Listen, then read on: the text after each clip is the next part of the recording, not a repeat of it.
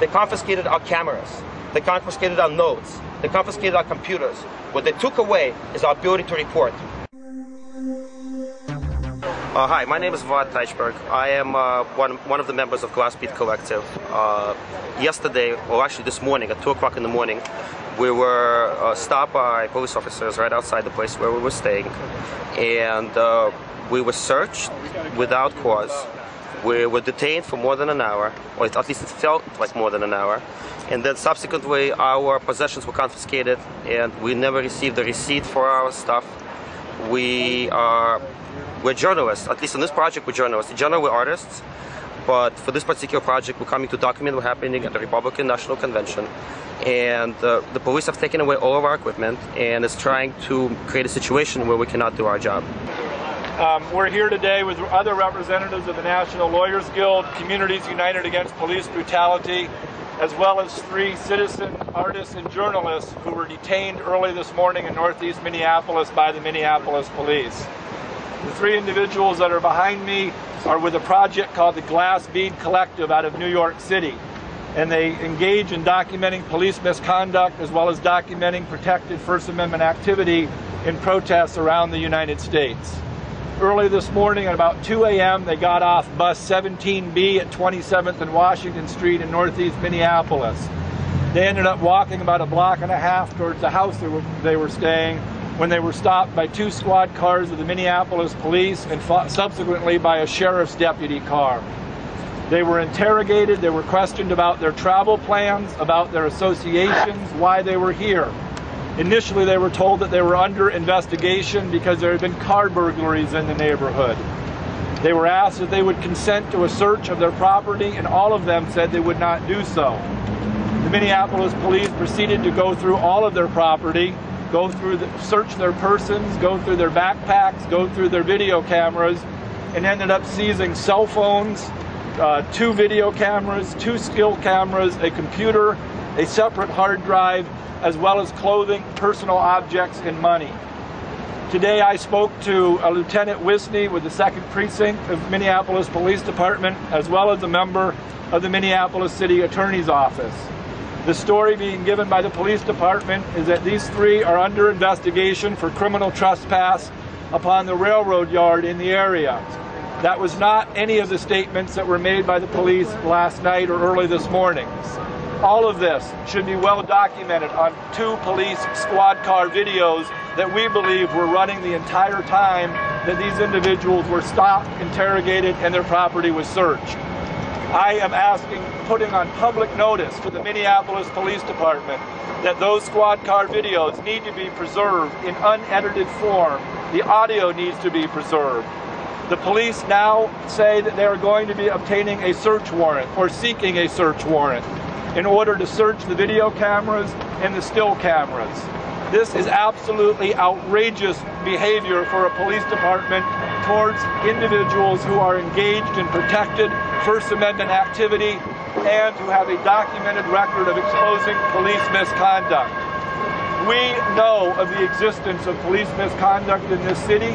We also know that independent citizens taking video of the police have exposed the police manufacturing false police reports, spraying people with chemical weapons and mace during the August 2007 critical mass. The ability of citizens and the ability of professional journalists and artists to document police conduct at the time that we are expecting large-scale demonstrations during the Republican National Convention is absolutely essential if we are to guarantee the First Amendment rights of the media and of people to engage in protest, as well as to hold police accountable. We hope that any affidavit presented by the Minneapolis police in support of their application for a search warrant is truthful, that it fully discloses the information they were given about why these 3 individuals were here, that it fully discloses that they were here to document and photograph police activity and protest activity, that all of that information is presented to a judge. We are also very concerned that not only was the video camera taken, which the police claim may contain evidence of the heinous crime of trespass, which it will not and does not, but that they also seized notebooks phone numbers, names of activists, the schedule of where demonstrations will be held over the upcoming week, all of which was information, part of protected journalistic sources that these individuals were going to use to cover the protest activity occurring in this city over the next week.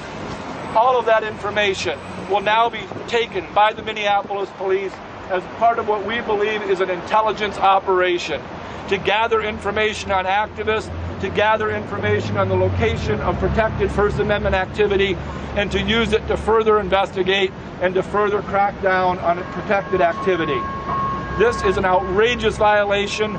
We believe that the justifications now being given by the Minneapolis Police Department are fabrications being made up after the fact to cover up what were gross constitutional violations of these citizens and of these journalists' rights to engage in First Amendment and protected activity. So let me tell you a little bit about Grassroots Collective and who we are. We are a group of artists, we're a group of filmmakers, we're a group of storytellers. We do a number of different projects. Some of these projects are projecting giant images on buildings, and we call it augmentation of space. Some of these projects is taking different video images and mixing them together to create a new reality. We work with immersive spaces and so on, but we're also journalists at the same time. For this particular project, we came to Minnesota to document what's going to happen during the Republican National Convention over the next week. And we have experienced the Republican National Convention 4 years ago. And 4 years ago in New York City, almost 2,000 people got arrested with absolutely no reason. Almost none of the charges stuck. All of these charges were dismissed, and people spent days in jail and would not be called to jail. They were held in these holding pens for days in the completely substandard, unhealthy conditions. The New York City is still facing massive lawsuits related to the systematic violation rights of its citizens expressing the First Amendment. We came to the city not looking for this kind of trouble. The reason we were making the film 4 years ago about the Republican National Convention is because we're actually fascinated why are people idealistic in our society in the first place? Why are people coming to protest and to express their opinion in the first place?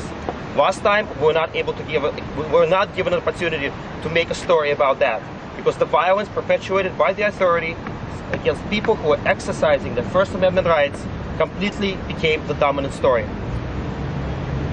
Coming back to what's happening over here, it is extremely important for individuals, be they established press, or be they citizen journalists, or be they just men on the street, to have the right to document, to witness what is going on around them.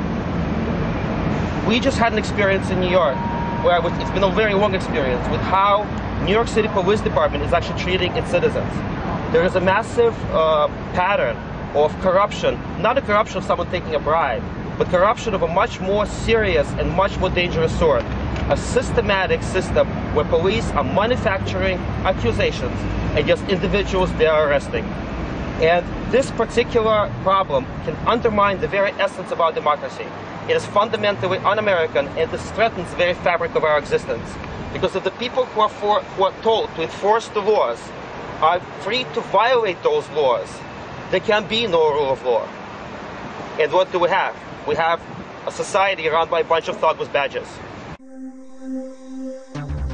Police officer who was taking this away justified confiscating our equipment in this illegal way as in the interest of homeland security. What kind of homeland security do you have when police can come and take away your right to exercise your constitutionally protected rights?